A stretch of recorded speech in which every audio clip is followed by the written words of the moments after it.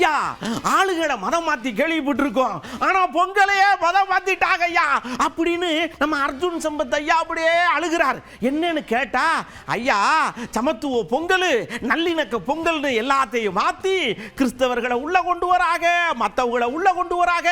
கடைசியில் இப்ப பொங்கல் யாருக்குன்னு தெரியலையே அப்படின்னு புலம்புறார். பொங்கல் என்பது ஒரு ஹிந்து பண்டிகை.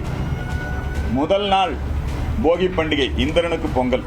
அதுக்கு அடுத்தது சூரியனுக்கு பொங்கல், தை மாதம் முதல் நாள் உழவர் திருநாள் என்று சொல்லுகிறோம். அதுக்கு அடுத்த நாள் மாட்டு பொங்கல்.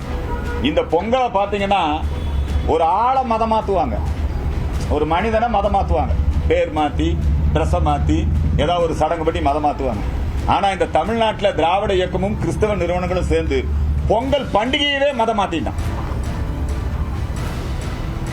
தமிழருடைய கலாச்சாரம், பண்பாடு, பாரம்பரியம் இதையவே கிறிஸ்தவ மதத்திற்கு மாற்றக்கூடிய ஒரு முயற்சியை தொடர்ந்து செய்து வருகிறார்கள். சமத்துவ பொங்கல்ங்கிற போர்வையில இந்த பொங்கல் பரிசு கொடுக்கும் போது யாருன்னா பொங்கல் கொண்டாடணும் கொடுத்தா பரவாயில்ல, இப்ப ரம்ஜான் பரிசு இஸ்லாமியர்களுக்கு கொடுங்க, கிறிஸ்தவ பரிசு அது கிறிஸ்தவர்களுக்கு கொடுங்க. இந்த பொங்கல் பரிசுங்கிற போர்வையில மத நல்லிணக்க பொங்கல்னு கூப்பிட்டு அவங்களுக்கெல்லாம் பொங்கல் கரும்பெல்லாம் கொடுத்து இது ஒரு நாடகம்.